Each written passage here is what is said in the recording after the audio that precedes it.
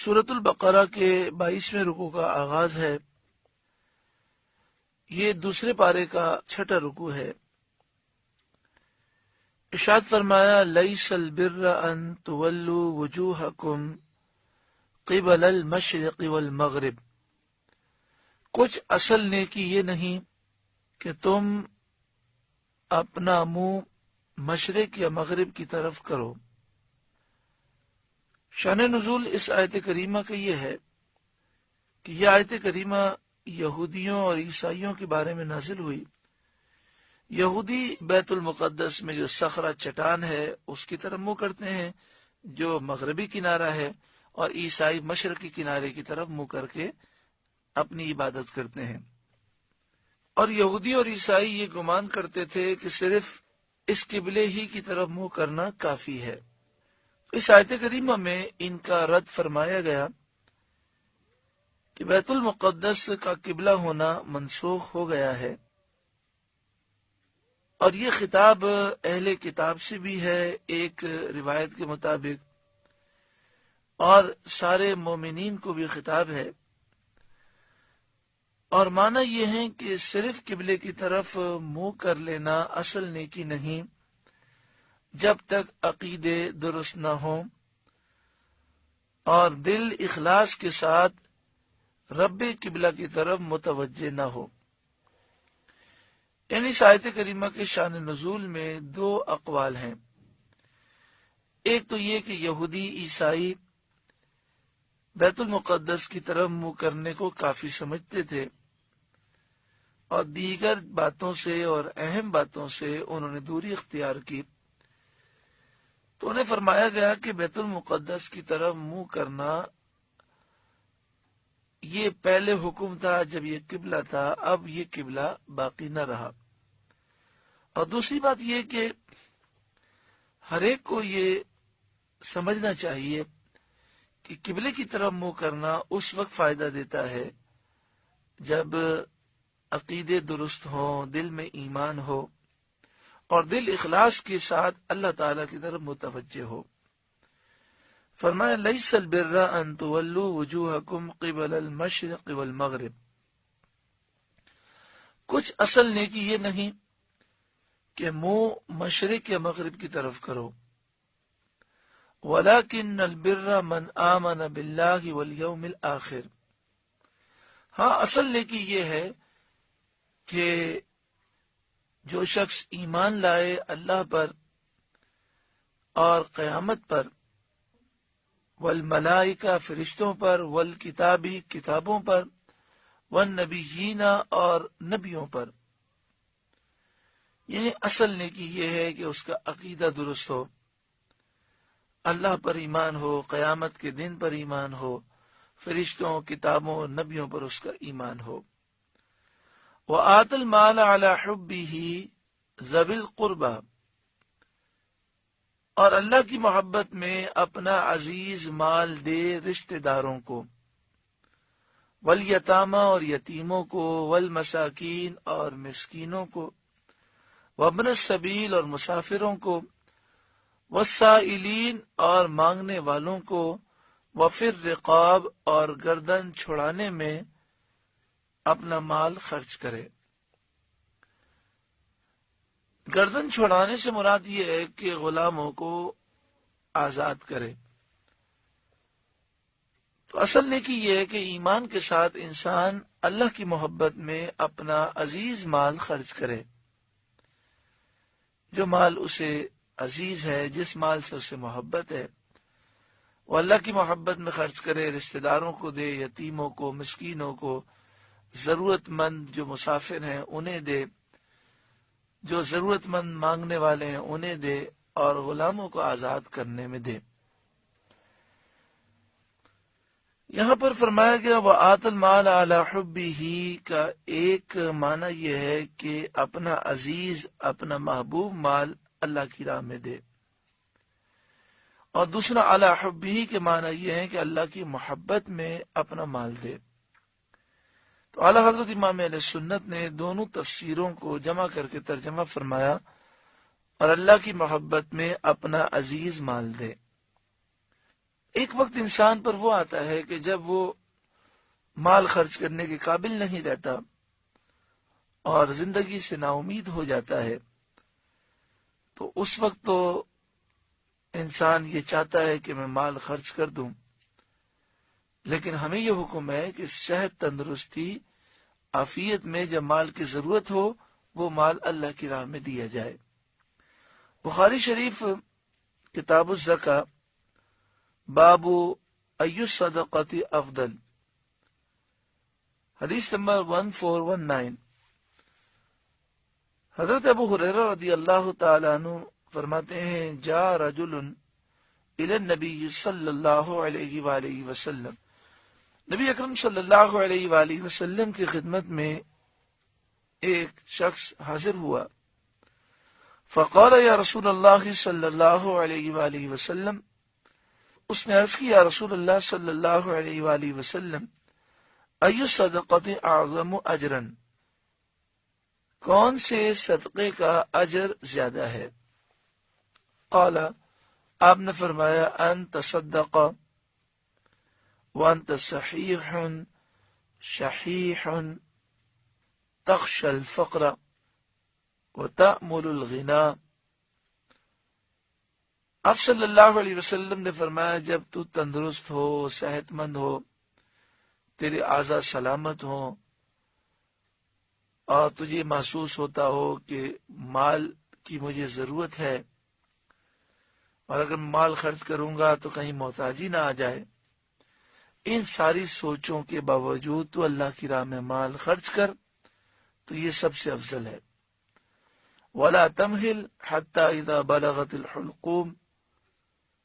قُلْتَ لِفُلَانٍ كَذَا وَلِفُلَانٍ كَذَا، اللہ کی راہ میں مال خرچ کرنے میں تاخیر نہ کر یہاں تک کہ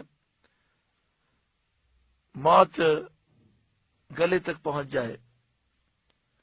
پھر تو کہے کہ یہ مال فلاں کے لیے، یہ فلاں کے لیے، وَقَدْ كَانَ لِفُلَانٍ، اور وہ تو فلاں کے لیے ہو چکا۔ یعنی جب تم مرنے لگے اور پھر تو لوگوں کو مال تقسیم کرنے لگے کہ یہ فلاں کا ہے، یہ فلاں کا ہے، تو اب تو یہ تیرا مال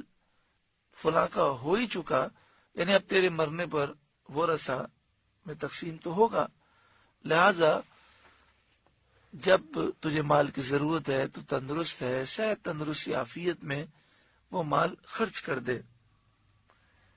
یہ افضل صدقہ ہے۔ گو کہ اگر کوئی شخص بیمار ہو، بیماری کی حالت میں بھی صدقہ کرے تو بھی سعادت کی بات ہے۔ اسی طرح اگر نزا کی کیفیات ہوں یا سخت بیمار ہو، اس وقت اگر مال کو صدقہ کرے تو شرعی طور پر تہائی مال کو صدقہ کرنے کی اسے اس وقت اجازت ہوتی ہے، تو اس وقت بھی باعث ثواب ہے، لیکن افضل صدقہ یہ ہے کہ صحت، تندرستی میں وہ اللہ کی راہ میں مال خرچ کرے۔ یہاں پر یہ فرمایا گیا کہ رشتہ داروں کو دے، تو دیکھیں یہ جو صدقے کی بات ہو رہی ہے یہ نفلی خیرات کی بات ہو رہی ہے، اور نفلی خیرات کا مطلب یہ ہوتا ہے کہ آپ اللہ کی راہ میں غریبوں کو دیں، چاہے وہ غریب رشتہ دار ہوں، چاہے مسکین فقیر ہوں، اللہ کی راہ میں دیں تو اس کے لیے ثواب ہے۔ یہاں تک کہ ماں باپ کو ضرورت ہے اور ماں باپ کو دیا جائے تو اس پر بھی ثواب ملتا ہے۔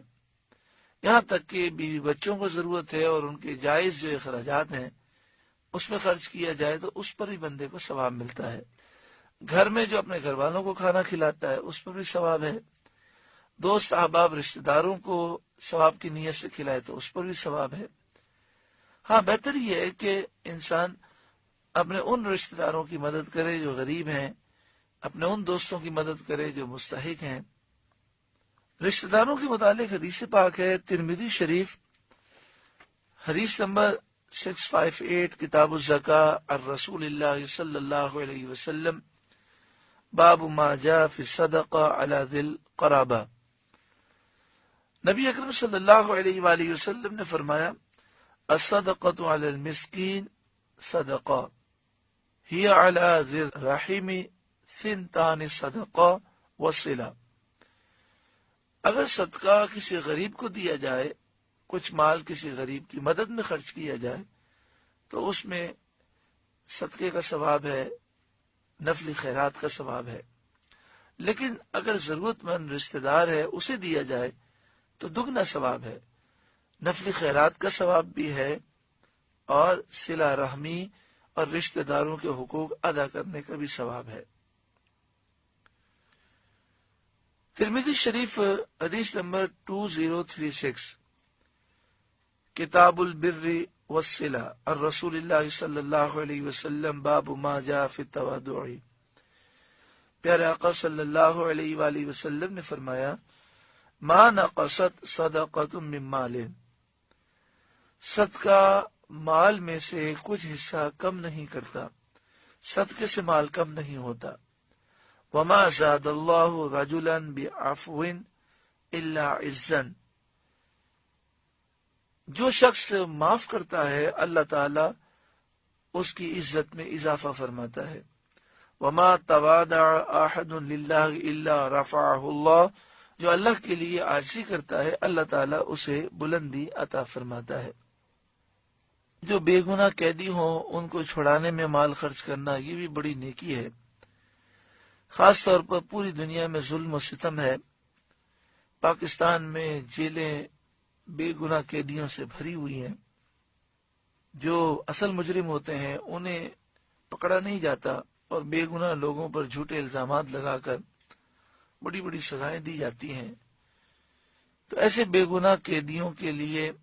کیس لڑنا اور ان مسلمانوں کو ان مصیبتوں سے نجات دینا یہ بھی بہت بڑی نیکی ہے۔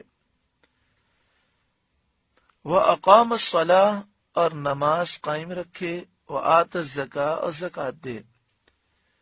یہ اصل نیکیاں ہیں۔ وَالْمُوفُونَ بِعَهْدِهِمْ إِذَا عَاهَدُوا، اور اپنا قول پورا کرنے والے جب عہد کریں۔ یعنی اصل نیکی کرنے والے وہ ہیں کہ جب وہ وعدہ کر لیتے ہیں، عہد کر لیتے ہیں تو اسے پورا کرتے ہیں۔ وَالصَّابِرِينَ فِي الْبَأْسَاءِ وَالضَّرَّاءِ وَحِينَ الْبَأْسِ، اور صبر کرنے والے مصیبت میں اور سختی میں اور جہاد کے وقت۔ أُولَئِكَ الَّذِينَ صَدَقُوا، یہی ہیں جنہوں نے اپنی بات سچی کی، وَأُولَئِكَ هُمُ الْمُتَّقُونَ، اور یہی پرہیزگار ہیں۔ قرآن مجید فرقان حمید سننے اور سمجھنے کا جو اسلوب ہے وہ یہ ہے کہ بندہ سنتا جائے اور اپنی زندگی میں تبدیلی لائے۔ ہمیں چاہیے کہ ہم اپنا عزیز مال اللہ کی محبت میں خرچ کریں، یتیموں پر، مسکینوں پر، مسافروں پر، اسی طرح جو مانگنے والے ضرورت مند ہیں، اسی طرح جو غریب رشتہ دار ہیں ان کی مدد کے لیے ہم کچھ مال نکالیں۔ اگر ہم اس آیت کریمہ کو سننے سے پہلے، اس درس سے پہلے مال خرچ کرتے تھے تو اب اس میں مزید اضافہ ہونا چاہیے۔ نمازوں کی پابندی کریں اور نماز میں پوری توجہ رکھیں، اطمینان سے نماز پڑھیں۔ زکوٰۃ جتنی بنتی ہے وہ مستحق لوگوں کو دیں۔ وعدے کی پابندی کریں، صبر کریں، اللہ تعالی ہمیں عمل کی توفیق عطا فرمائے۔ جہاں تک مانگنے والوں کو دینے کا تعلق ہے تو ہمارے جو علماء ہیں وہ یہ فرماتے ہیں کہ جو مانگنے والا پیشہ ور گداگر ہو، یعنی جو ضرورت کے تحت نہیں مانگتے بلکہ ان کا پیشہ ہے، ان کا بزنس ہے، یا یوں سمجھ لیجئے جس طرح لوگ کمانے کے لیے جاتے ہیں تو ان کی کمائی یہی ہے کہ یہ سارا دن مانگتے ہیں، اس سے کمائی کرتے ہیں، تو ایسے لوگوں کو دینا منع ہے۔ چونکہ ایسے لوگوں کا مانگنا حرام ہے تو جو آدمی کام غلط کر رہا ہے اس کو دینا اس کی گویا کہ مدد کرنا ہے۔ تو حرام میں، غلط کام میں مدد نہیں کرنی چاہیے۔ اگر سارے لوگ احتیاط کریں اور ایسے لوگوں کو دینا بند کر دیں تو یہ پھر کوئی محنت مزدوری کریں گے، حلال کمائیں گے۔ اور یہ تو ایک بات تحقیق سے ثابت ہے، ہر کوئی جانتا ہے کہ یہ بہت بڑی مافیا ہے اور یہ ایک بہت بڑا کاروبار ہے۔ جو مستحق لوگ ہوتے ہیں ان میں اللہ تعالیٰ نے شرم رکھی ہے، جھجک ہوتی ہے وہ اس طرح روڈ پر یا مسجد کے باہر کھڑے ہو کر روزانہ کھڑے ہوں، روزانہ مانگتے ہوں، تو ایسا ایک مستحق آدمی سے بظاہر بڑا مشکل عمل ہے وہ ایسا کرے، کیونکہ اس میں شرم بھی ہوتی ہے، وہ سفید پوش بھی ہوتا ہے۔ تو یہ ایک بہت بڑا بزنس ہے، اور اس بزنس کو فروغ دینے میں ہمارا ہاتھ ہے۔ ہمیں سوچنا چاہیے، اصل میں ہوتا یہ ہے کہ ہمارے دل میں خیال تو آتا ہے کہ یہ ان کا مانگنا پیشہ ہے، یہ ان کی کمائی کا انداز ہے، لیکن ہم اپنی جان چھڑانے کے لیے دے دیتے ہیں۔ تو اس چیز کو سمجھنا چاہیے کہ اس طرح ہم گویا کہ غلط کام میں ان کی مدد کر رہے ہیں اور غلط کام میں ان کی حوصلہ افزائی کر رہے ہیں۔ اللہ تبارک و تعالی ہر ایک کو عقل سلیم عطا فرمائے، اور جو مستحق لوگ ہیں انہیں دینے کی توفیق عطا فرمائے۔ مجھے بڑا کبھی کبھی دکھ ہوتا ہے اس بات پر کہ بعض لوگ غریب ٹھیلے والے سے ضد کرتے ہیں، 5-5 روپے اور 10-10 روپے کے لیے لڑتے ہیں، کم کرا کے سودا لیتے ہیں۔ ان کی عادت ہے، اگر وہ صحیح دام بھی بتا رہا ہے تو بھی یہ کم کرانا اپنے لیے فخر اور سعادت سمجھتے ہیں۔ مثلا وہ کہے کہ 50 روپے کلو ہے تو وہ لازمی 45 روپے یا 40 روپے کا لیں گے، تاکہ انہیں دلی سکون ہو کہ ہم نے جو ہے پیسے کم کرا کے لیے۔ حالانکہ امام حسن امام حسین رضی اللہ تعالی عنہما کی عادت کریمہ تھی کہ اگر کسی غریب شخص سے کوئی مال خریدتے تو جو وہ قیمت کہتا اس قیمت پر خرید لیتے، اور بسا اوقات آپ مہنگا خرید لیتے تاکہ ایسے لوگوں کی مدد ہو۔ پھر ہم دیکھتے ہیں کہ وہ 5 روپے کے لیے 10 روپے کے لیے اتنی بحث کر رہا تھا غریب ٹھیلے والے سے۔ آگے چلتا ہے ایک پیشہ ور گداگر ہے جس کا دن رات یہی کام ہے، اسی جگہ وہ کھڑے ہو کر پیسے مانگتا ہے، اس سے آپ 1000 روپے دیں تو اس کے پاس 1000 روپے کا بھی کھلا موجود ہے اور 5000 کا بھی کھلا اس کے پاس موجود ہے، لیکن اس کے باوجود وہ بھیک مانگ رہا ہے، اور معلوم بھی ہے کہ ایسے لوگوں کو دینا منع ہے۔ آگے بڑھتا ہے اور 100 روپے اس کے ہاتھ میں تھما دیتا ہے، اور سمجھتا ہے کہ میں گھر سے نکلا ہوں، آفس جا رہا ہوں، تو میں صدقہ دے دوں تاکہ بلائیں ٹل جائیں۔ تو صدقہ تو اس وقت بلاؤں کو ٹالے گا جب وہ اللہ تعالیٰ کی بارگاہ میں قبول ہوگا اور صحیح آدمی کو دیا جائے۔ تو بہتر یہ تھا کہ آپ اس غریب ٹھیلے والے کو ہی دے دیتے۔ وہ کیسے؟ آپ یہ کرتے، اس نے 50 روپے ریٹ رکھے تو آپ اس سے 50 میں خرید لیتے یا 60 روپے میں خرید لیتے، آپ کہتے 10 روپے اور اوپر لے لو۔ لیکن ایسے غریب لوگوں کی مدد نہیں کی جاتی، اور انہیں مجبور کیا جاتا ہے کہ وہ یہ کاروبار چھوڑیں اور بھیک مانگنے پر آ جائیں۔ اللہ تبارک و تعالیٰ عقل سلیم عطا فرمائے۔ لوگ رات کو نکلتے ہیں، صدقے بانٹ رہے ہوتے ہیں، کسی کو 100 روپے دے رہے ہوتے ہیں، کسی کو 50 روپے بھیک مانگنے والے کو دے رہے ہوتے ہیں، اور ٹھیلے والے کو دیکھتے ہیں کہ اب بیچارہ مجبور ہو چکا ہے، اس کا یہ پھل اب خراب ہو جائے گا، تو 100 روپے کی چیز اس سے 40 روپے 30 روپے میں خرید کے بڑے فخر سے آ جاتے ہیں۔ حالانکہ ایسے غریب بیچنے والے جو سفید پوش ہیں، جو کسی کے سامنے ہاتھ نہیں پھیلاتے، ان کی تو مدد کرنی چاہیے اور ان کی تو حوصلہ افزائی کرنی چاہیے۔ اللہ تبارک و تعالی ہر ایک کو عقل سلیم نصیب فرمائے۔ یا ایھا الذین آمنوا، اے ایمان والو، کتب علیکم القصاص فی القتلى، تم پر فرض ہے کہ جو ناحق مارے جائیں ان کے خون کا بدلہ لو۔ جنہیں جان بوجھ کے قتل کر دیا جائے تو جو قاتل ہے اس سے خون کا بدلہ لیا جائے اور قصاص میں اسے قتل کیا جائے۔ یہ ضروری ہے، یہ واجب ہے۔ ہاں اگر مقتول کے ورثاء اس سے بدلہ لینا نہ چاہیں اور مال لینا چاہیں تو وہ دیت لے سکتے ہیں، اور ایسے ہی معاف کرنا چاہیں تو وہ معاف کر سکتے ہیں۔ زمانے جاہلیت میں یہ انداز تھا کہ اگر کوئی شخص کسی کو قتل کرتا تو دوسرے قبیلے والے کہتے کہ اس نے ہمارے آزاد کو قتل کیا ہے، جو قاتل ہے وہ تو غلام ہے اور جسے قتل کیا وہ آزاد ہے، تو ہم اس غلام کو قتل نہیں کریں گے بلکہ اپنے آزاد بندے کے بدلے میں تمہارے قبیلے کے آزاد فرد کو قتل کریں گے۔ اور کبھی کہتے کہ یہ قتل کرنے والی تو عورت ہے اور ہمارے قبیلے کے مرد کو اس نے قتل کیا ہے، تو ہم تمہارے قبیلے کی عورت کو قتل نہیں کریں گے جو قاتل ہے، بلکہ مردوں کو قتل کریں گے۔ تو اس رسم کا خاتمہ کیا گیا اور فرمایا گیا کہ تمام قبیلے اس مسئلے میں برابر ہیں، الحر بالحر، آزاد کے بدلے آزاد، یعنی اگر آزاد قاتل ہے تو جو قاتل ہے اسے قتل کیا جائے، والعبد بالعبد، غلام کے بدلے غلام، یعنی اگر غلام قاتل ہے تو اسی کو قتل کیا جائے گا، والانثى بالانثى، عورت کے بدلے عورت، یعنی اگر عورت قاتل ہے تو اسی کو قتل کیا جائے گا،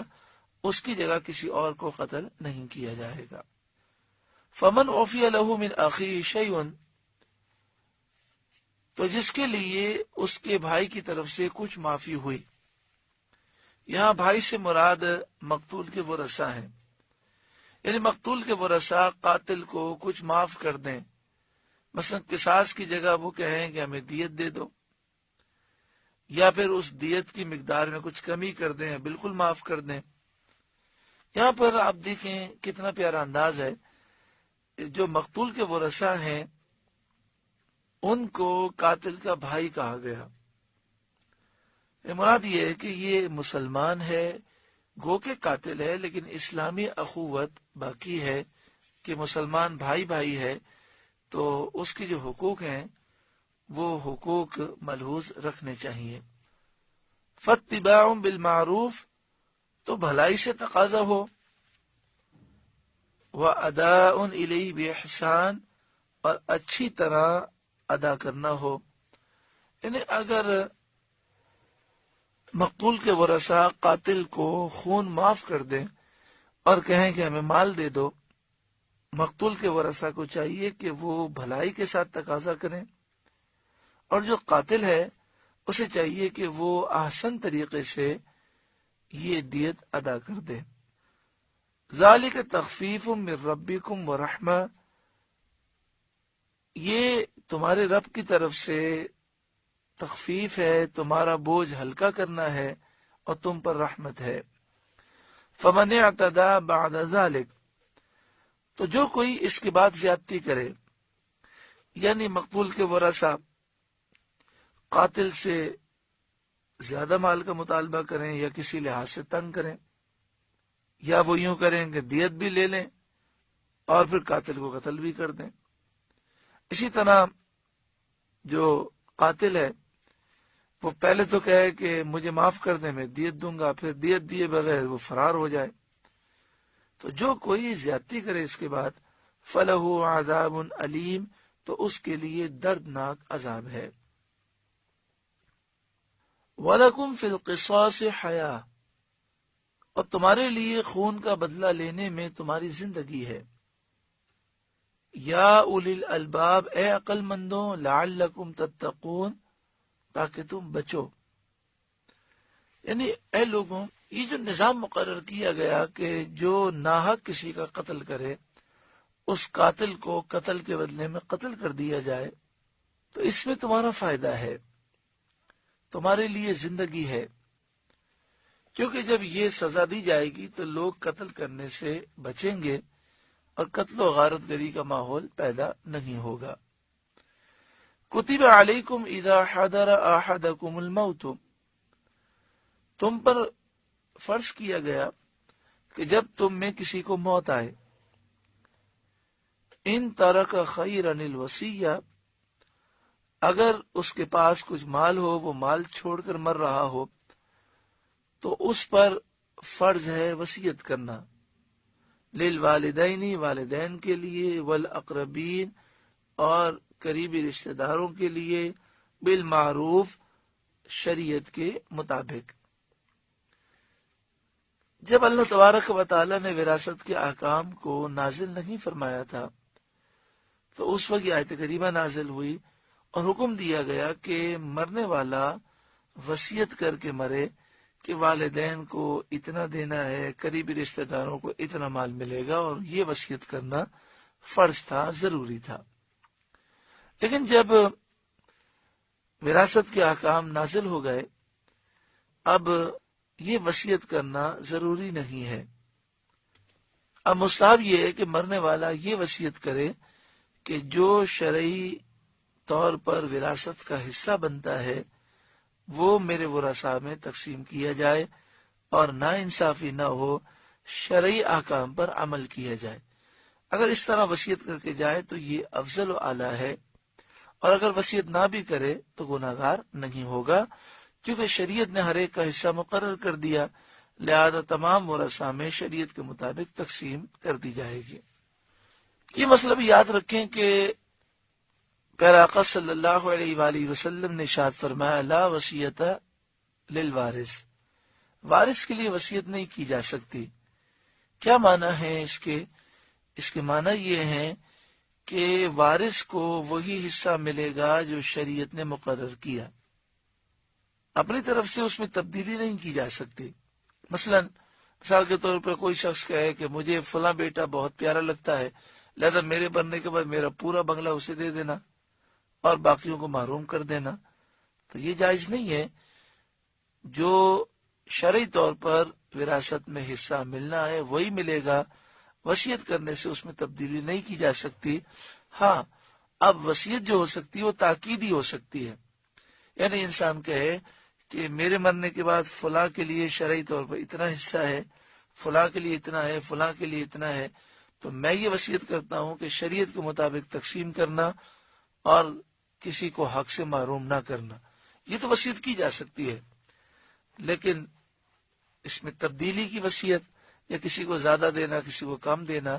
اس طرح کی وصیت کی کوئی حیثیت نہیں، شرعی طور پر یہ کالعدم ہے، یعنی اس کی کوئی ویلیو نہیں ہے۔ اسی طرح مرنے والا مرض الوفات کے اندر اگر وصیت کرنا چاہتا ہے یا زندگی میں وصیت کرنا چاہتا ہے کہ میرے مرنے کے بعد یہ مال اتنا فلاں کو دے دیجیے گا، تو غیر وارث کے لیے وصیت کی جا سکتی ہے، مگر تہائی مال تک وہ وصیت جاری ہوگی۔ اس سے زائد کی وصیت کی تو زائد پر عمل نہیں ہوگا۔ مثلا 3 کروڑ روپے ہیں اور وہ کہتا ہے 1 کروڑ روپے فلاں میرے دوست کو دے دینا، تو یہ تہائی ہے، تو اس وصیت پر عمل کرنا ضروری ہے۔ اور اگر وہ یہ کہے کہ 2 کروڑ روپے فلاں کو دے دینا، تو پھر اس کی وصیت پر عمل نہیں ہوگا، صرف 1 کروڑ پر عمل ہوگا، اور باقی جو بچ جانے والے 2 کروڑ ہیں وہ ورثاء میں تقسیم ہوں گے۔ اسی طرح مرنے والا اگر کسی نیک کام کی وصیت کرنا چاہتا ہے تو تہائی مال کے اندر اندر وہ کر سکتا ہے، اس سے زائد کی کرے گا تو تہائی میں جاری ہوگی، باقی میں جاری نہیں ہوگی۔ 3 کروڑ روپے ہیں اور کہتا ہے 2 کروڑ مسجد میں دے دیں، تو 1 کروڑ دیں گے، کیونکہ 1/3 تک وصیت جاری ہو سکتی ہے۔ حقا علی المتقین، یہ واجب ہے پرہیزگاروں پر، یعنی جب وصیت کرنا ضروری تھا تو اس وقت فرمایا گیا کہ وصیت کرنا کہ والدین کو کتنا حصہ دینا ہے، قریبی رشتہ داروں کو کتنا حصہ دینا ہے، یہ وصیت کرنا پرہیزگاروں پر لازم ہے۔ لیکن اب اگر کوئی وصیت نہ بھی کرے تو شرعی طور پر ہر ایک کا حصہ مقرر ہے، مگر عام طور پر ہوتا یہ ہے کہ لوگ مرنے والے کی وصیت فوراً مان لیتے ہیں، تو بہتر یہ ہے، مستحب بھی یہی ہے کہ انسان موت سے پہلے اپنی زندگی میں ہی کسی سنی صحیح العقیدہ مفتی سے پوچھ لے کہ میری جائیداد کی تقسیم کس ریشو سے ہوگی، کتنا فیصد کس وارث کو ملے گا، تو مفتی صاحب لکھ کر دے دیں کہ اتنا فیصد فلاں کو ملے گا، اتنا فیصد فلاں کو ملے گا، تو مرنے والا یہ وصیت کر کے جائے کہ شریعت کے مطابق میرے مال کی تقسیم ہو، میرے مرنے کے بعد اتنا حصہ فلاں کو ملے گا، اتنا حصہ اتنا فیصد شریعت کے مطابق فلاں کو ملے گا۔ تو اس طرح فائدہ یہ ہوتا ہے کہ لوگ پھر مخالفت نہیں کرتے اور شریعت کے مطابق پھر مال کی تقسیم ہو جاتی ہے۔ فَمَن بَدَّلَهُ بَعْدَمَا سَمِعَهُ، جو کوئی وصیت کو سننے کے بعد بدل دے، فَإِنَّمَا إِثْمُهُ عَلَى الَّذِينَ يُبَدِّلُونَ، تو اس کا گناہ انہی بدلنے والوں پر ہے، جو بدلے گا وہ گناہگار ہوگا۔ کیونکہ اگر مرنے والا غلط وصیت کر کے جاتا ہے تو وہ انتہائی گناہگار ہے، لیکن اس نے تو صحیح وصیت کی، لیکن سننے والوں نے وصیت کو بدل دیا اور جائز کو ناجائز بنا دیا، تو گناہگار وہ ہوں گے۔ ان اللہ سمیع علیم، بے شک اللہ سننے والا جاننے والا ہے۔ غلط وصیت کرنا بڑا گناہ ہے، اس لیے چاہیے کہ انسان جب بھی وصیت کرنے لگے تو کسی صحیح العقیدہ سنی مفتی سے مشورہ ضرور کر لے، اور چاہیے کہ انسان اپنی وصیت تیار رکھے، کیونکہ زندگی موت کا کوئی بھروسہ نہیں۔ ترمذی شریف کتاب الوصایا، باب ما جاء فی الضرار فی الوصیہ، حضرت ابو ہریرہ رضی اللہ تعالیٰ عنہ بیان کرتے ہیں کہ نبی اکرم صلی اللہ علیہ وآلہ وسلم نے ارشاد فرمایا، ان الرجل لیعمل والمرأة بطاعت اللہ 60 سنة، بے شک کوئی مرد اور عورت 60 سال تک اللہ کی فرمانبرداری کرتے ہیں، اللہ کی فرمانبرداری میں زندگی گزارتے ہیں۔ ثم یحضرهم الموت، پھر ان کے پاس موت آ جاتی ہے، موت کا وقت آ جاتا ہے۔ فیضاران فی الوصیہ، پھر وہ دونوں ناجائز وصیت کر جاتے ہیں، وصیت میں کسی کو نقصان پہنچا دیتے ہیں۔ فیجب لہم النار، تو ان کے لیے جہنم واجب ہو جاتی ہے، یعنی یہ 60 برس تک اللہ کی عبادت کرنے والے غلط وصیت کرنے کی وجہ سے جہنمی ہو جاتے ہیں۔ فمن خاف من موص جنفا او اثما، پھر جسے اندیشہ ہوا کہ وصیت کرنے والے نے کچھ بے انصافی یا گناہ کی وصیت کی ہے، بے انصافی کی ہے، گناہ کیا ہے، فاصلح بینہم، پھر اس نے ان کے درمیان صلح کرا دی، فلا اثم علیہ، تو اس پر کچھ گناہ نہیں۔ یعنی ایسا ہوا کہ کسی کا انتقال ہو رہا ہے اور ایک شخص اس کے پاس حاضر ہے، اس نے ایسی وصیت کی جو ناانصافی کی وصیت ہے، مطلب اس نے کہا کہ میرے 4 بیٹے ہیں، میرے ایک بیٹے کو جائیداد میں کچھ بھی نہیں دینا، یا اس نے وصیت کی کہ میرے پاس 3 لاکھ روپے ہیں، یہ میرے 1 لاکھ روپے فلاں کو دے دینا تاکہ وہ یہ کام کرے۔ او اسمن، گناہ کی وصیت کی۔ اب سننے والا جانتا ہے کہ یہ کام تو حرام ہے، ناجائز ہے، تو اس کا مطلب یہ ہوا کہ مرنے والے نے غلط وصیت کی۔ تو اب اگر وہ شخص جس نے سنا ہے اس کے علاوہ کوئی گواہ بھی نہیں ہے، تو باہر نکل کے وصیت کو بدل دے اور شریعت کے مطابق کر کے وصیت بیان کرے، تو اس وصیت کو بدلنے کا اسے گناہ نہیں ہوگا۔ مثلا اس نے کہا تھا کہ میرے 4 بیٹے ہیں، 3 کو وراثت سے حصہ دینا اور 1 کو بالکل نہیں دینا، تو باہر نکل کے کہے کہ مرنے والے نے کہا کہ میری وراثت